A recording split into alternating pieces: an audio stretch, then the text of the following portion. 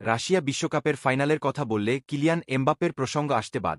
ফাইনালে গোল করে আলাদা নজর কেড়েছিলেন এই ফরোয়ার্ড। উঠতি ফরোয়ার্ড বিধায় ফরাসিদের মধ্যে আলোচনার কেন্দ্রবিন্দুতে স্থান পান তিনি।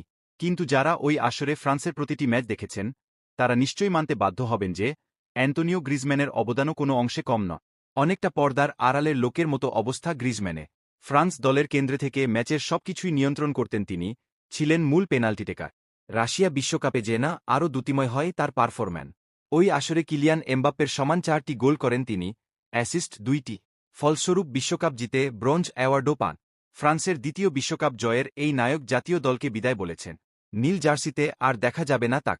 সোমবার 30 সেপ্টেম্বর সোশ্যাল মিডিয়ায় অবসরের ঘোষণা দেন তিনি।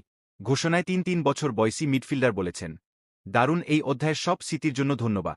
এখন বিদায় বলার সময়। 2014 সালে জাতীয় দলে অভিষেকের পর ওই বছরই বিশ্বকাপ খেলেন